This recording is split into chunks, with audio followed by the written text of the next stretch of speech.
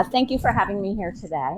I'm excited to talk, and our conversation this morning got me even more excited to talk about what I had prepared for today, which is really about how green light leadership, allowing folks to do things, can really make a difference. In my case, I'm going to kind of take you through how giving permission and collaboration sparked our AI implementation and innovation in Suffern. Just any assistant superintendents here, because I have said that that is the best job in the world. Love it. So spring of 2023, I was comfortably back into my assistant superintendent role and had some life changes, all really positive. My husband was elected to the state legislature, and as a result, it was a great thing for our family, so exciting for him. And I found myself in the winter of 2023 as essentially a single parent. My husband was in Albany all the time. I had 3 teenagers at home. Everyone needed a ride everywhere. The whole ChatGPT came out at the end of 22, and I just missed it. So I had this real uh-oh moment in the spring of 2023. I was like, oh no, this thing's been out for 5 or 6 months. I know nothing. I lead in curriculum and instruction and learning and teaching, and I know nothing about this. So I went into a panic and I said, what am I going to do? How am I going to learn about this? And so my goal in the summer of 2023 was to learn everything I could about AI and get my district ready for it. So that summer started with my attending early in July the Putnam Northern Westchester BOCES Leadership Conference, at which Jonathan Costa spoke. And he spoke about AI and vulnerable tasks and durable tasks. And I was like, oh my gosh, this is exactly what I needed. It was so perfect and timely what I needed. And then I said, you know what? I am totally overwhelmed. There's so much information here. I'm not going to be able to learn this on my own. So I used one of my little tricks. And, as most districts do, I talked about, I gave my teachers an opportunity to do some summer curriculum work around AI. But what was going to be different about this group is I was going to be part of the group. So I put it out to the whole staff. We have about 400 teachers in Suffern. We had 8 teachers sign up, K through 12, everyone from primary special education teacher to the chemistry AP teacher. So it was just literally the gamut of who put in for the summer curriculum work. We had 3 virtual meetings. We were going to meet after I went to the BOCES leadership workshop. So we met mid-July virtually. We were going to meet 2 weeks after that for a check-in, and then 2 weeks after that to kind of sum up our work. In that first meeting, we talked about what our goals were, what we wanted to learn about. Some folks went off on what we knew already, which across the board was not very much.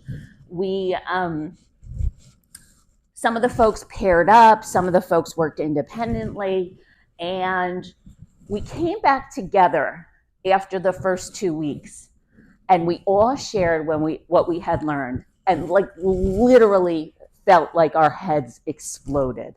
It was so amazing to hear from all of these 8 people who went all different routes about what they had learned that AI could do and how they could use it in their classroom. So one of our teachers had put together a Padlet and had organized all the different things she had found. So then we just all kept adding to the Padlet. So we went for another 2 weeks, and our biggest takeaways were really around that first summer, around efficiency and differentiation, how fast we could do things that we had not been able to do quickly before, and differentiation. Going back to my leadership journey, I became an administrator in 2003, which was right about the time that differentiation was the big deal. And when we presented differentiation to our staff was like, that sounds great. How in the world are we going to do that? With what time and what resources are we going to do that? So my little joke about AI is AI joined the differentiation world 20 years too late. But it really has made such a great impact. That group was so successful that we continued to meet periodically over the next 2 years. So by September of 2023, I was like, oh, wow. So I had taken, to, oh wow, this is really cool. So as I continue sharing our story, I want to talk about some of the key leadership moves that I used along the way. So the first was to establish the need. Why do we need to do this? Why do we need to know this? And part of establishing the need was also to give permission. I want to talk about how we used a community to learn, how I leveraged our early adopters, how we engaged our stakeholders, how we set expectations, and then of course the professional development we provided. So our driving forces in Suffern, and this was part of establishing the need. Someone shared earlier in one of our groups how when we first all learned about generative AI, so many of the teachers said, no, like we're not doing this. Shut it down. Don't let the kids do it. We're not going to do this. I shared with our staff and with our central office, with the superintendent, we talked about it, and we shared it was so important for us to prepare our students for the rest of their lives in an AI world. And I was particularly focused on our graduating seniors. I said, I can't let these kids out of Suffern High School not knowing the good, the bad, and the ugly. What it is, why it works, how it works, what to be aware of. I felt that we had a responsibility to do that. I was focused on our graduating seniors. From my AI work group, my primary grade special ed teacher said, my kids will not grow up in a world knowing anything but AI. And I was like, wow, that's a difference to think about. I wanted to make sure we promoted equity among students who rely on their district-issued device and those with access to other devices. We did. We shut down ChatGPT as soon as it came out because it wasn't Ed Law 2D compliant. But that meant that our students who their only device was their district Chromebook, it meant they had no access because they couldn't go home and use a different device and try it out. So that was really important from the start for us to make sure we had a tool that our kids could use, that we weren't deepening the digital divide. And then, of course, we wanted to educate our staff with the tools that would benefit them and their students while being aware of the risks. So that summer, I spent a little time we talked a little bit about AI for our new teachers. We talked about it. We had it at our admin retreat. And then on opening day, the superintendent, welcomes the whole district. The whole district's there. And he gave me about 15 minutes to talk a little bit about AI. And my big piece here was that I wanted to make sure our teachers knew they had permission. I wanted to give them permission to explore. So we had some PD coming in October. I talked about it as a tool for differentiation. A big issue in Suffern as our demographics have changed dramatically since COVID was translation. I said, if the only thing you use it for this month is translation, you're already better than you were in June. Talk to their students about it when they're teaching. Beginning of the year, we're teaching the rules, the guidelines, academic integrity, plagiarism, cheating. Be transparent about it. If you do this, we're going to consider it cheating. Don't do it. We had put together a website from a lot of that information from the Padlet. I encouraged them to transition to more durable tasks. That was the phrase I had gotten from Jonathan Costa, that having a debate rather than writing a paper. That kind of idea of things that are AI proof. Allowing AI as part of the draft or revision process. I had already started using it to refine my work. Instead of asking someone to look something over, I was asking AI to look it over. And then also thinking about flipping the classroom. The kids are just going to cheat on their homework. Well, let's give them something else that's not a cheating information at home. And let's do that part that we're worried about. Let's do that in class. So that was really, I wanted to give them some tools to do it and permission. And that was really important. So this AI work group that we started with really we became a community like so quickly of just continuing to just send people stuff like, oh, Jen, you had mentioned you were looking for this. Here, I found this, or I came across this. We had our own little Google Classroom set up. We were throwing stuff around. And these early adopters, really became the force with which I was able to disseminate this information. Because if I tell them as the assistant superintendent, the teacher's like, yeah, whatever, like this too shall pass. But when they heard it from their colleagues, it just meant so much more. So that summer we had a bunch of events. In fall we had our opening day presentation. I did bring in Eduscape, which is a group out of New Jersey. They came and ran our conference day where we did an AI session for all teachers in grades 3 through 12.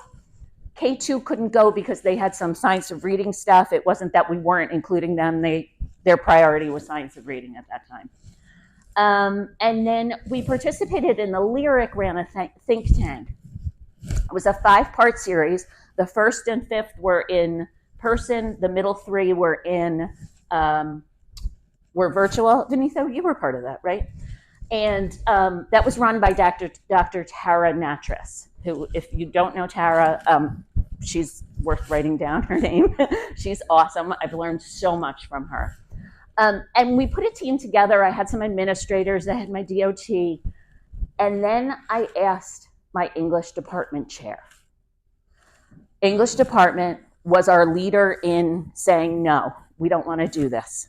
So I invited the English department chair to be part of the group because the only way I was going to get the English department was on board was to hear them and to hear their concerns and to learn along with them. So our English department chair joined me in that think tank, which became over time a really critical piece. That winter, our work group, which is some of these teachers and there's some other ones, presented at what's called Mountie Minds, which is a Suffern event. The superintendent hosts like 4 times a year. It's a community group. There's like 50 or 60 people who come. So we presented on the work we had been doing with AI to the Mountie Minds group. We presented Lyric Active Con, which is where that picture was from. I was going to wear that blouse today, and I was like, I remember not to do that.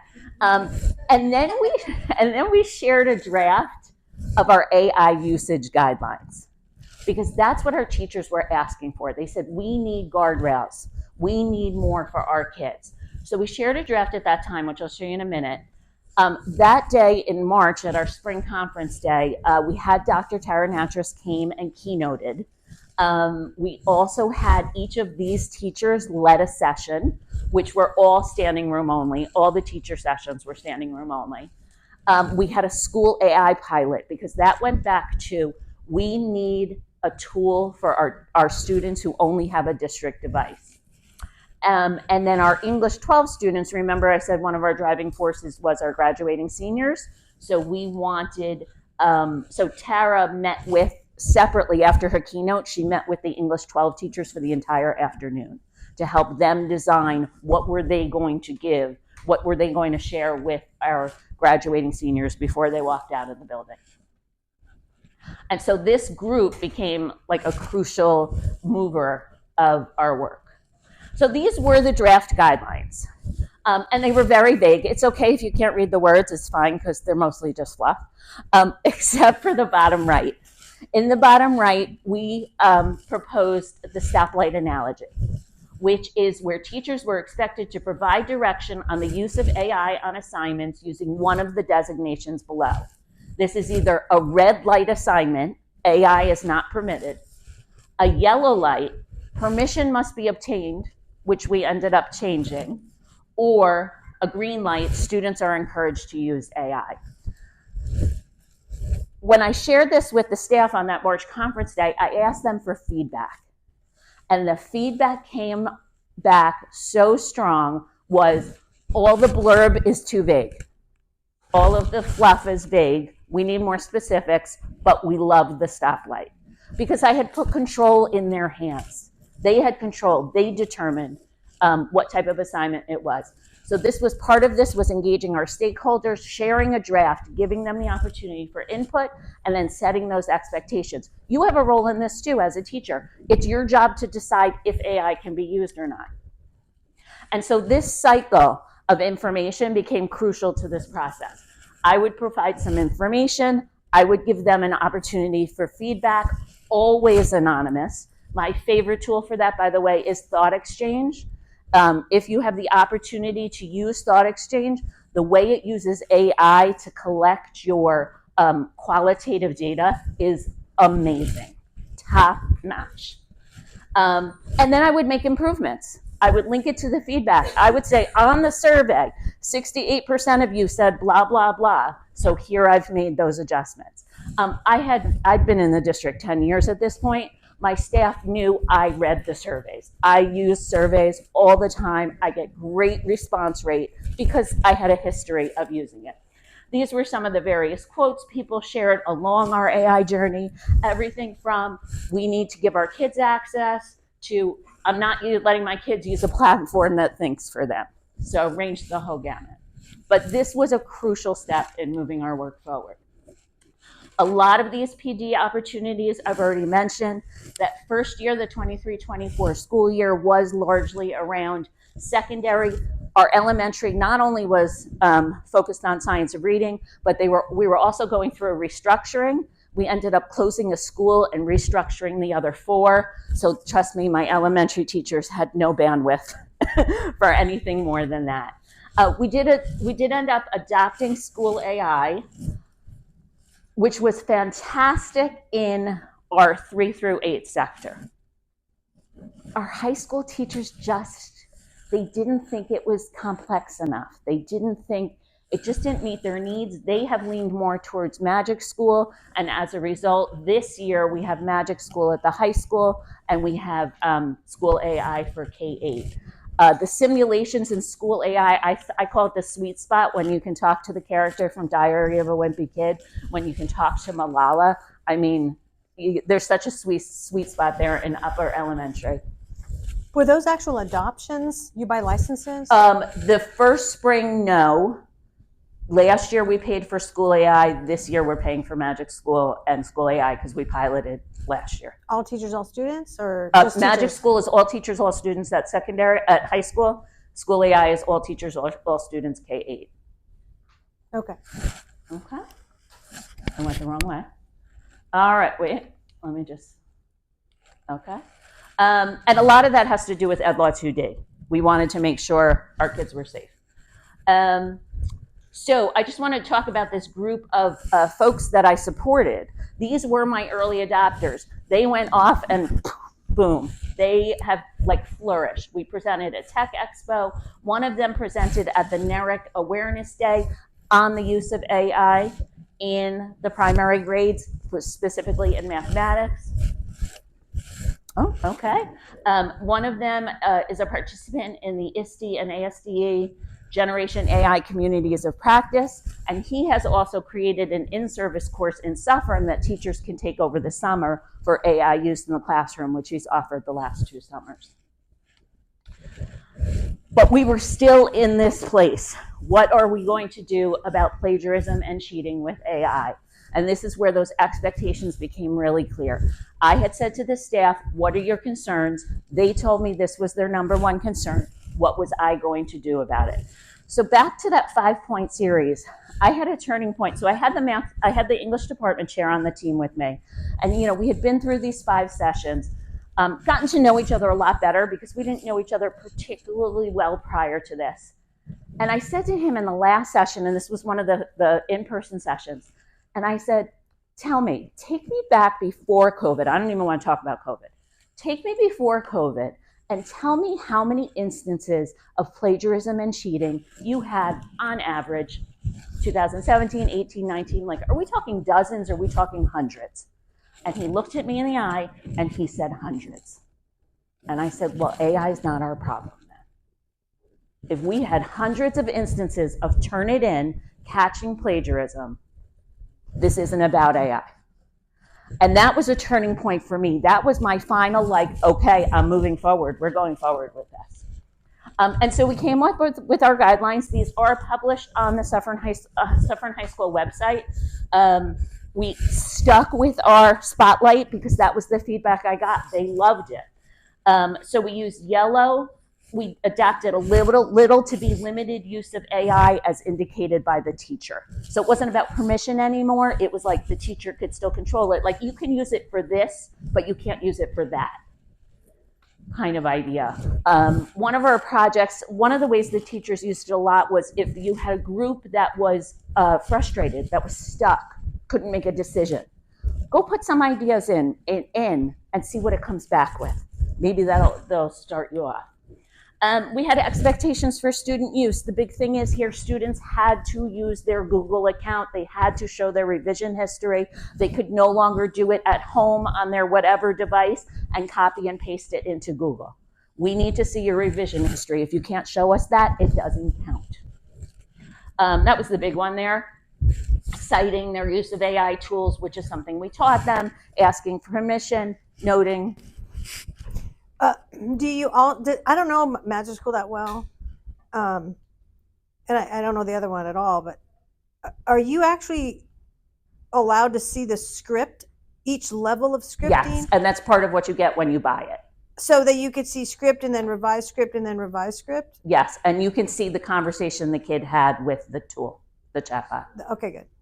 Jen? So as everybody's taking pictures, I thank you because this is up on your website. Yes. And whenever I present, I share your website with this information and people love it. But so just so you know, this is up on the Suffern Central website. Thank you. You have to go to the high school and then you'll see it's under students and it's under AI guidelines. So it is a little buried in there, but it's all here.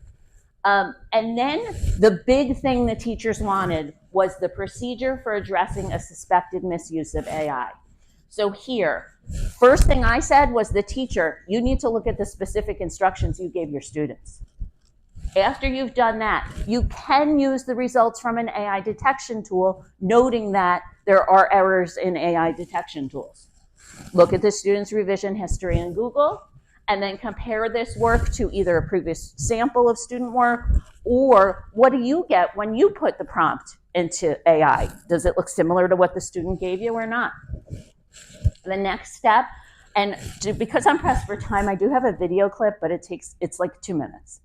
Just give it to me after. I mean, you can show it to them, and then I'll cut this Okay. off. Well, I'm going to try and show it. No, it didn't show. Do you know any ideas how I can do that? Oh, there we go. Here we go. All right, so this is what I shared. It's not going to be on the screen because you're in the PowerPoint. Oh, I got to close. Okay. I got to close. So I have a short video. So when I rolled this out to the staff, I showed this video because I said, you're going to have a conversation with the kid. And that's where you as the professional and knowing your kid, you're going to know if they're telling you the truth or not. And I shared this example from a movie, dating myself a little bit.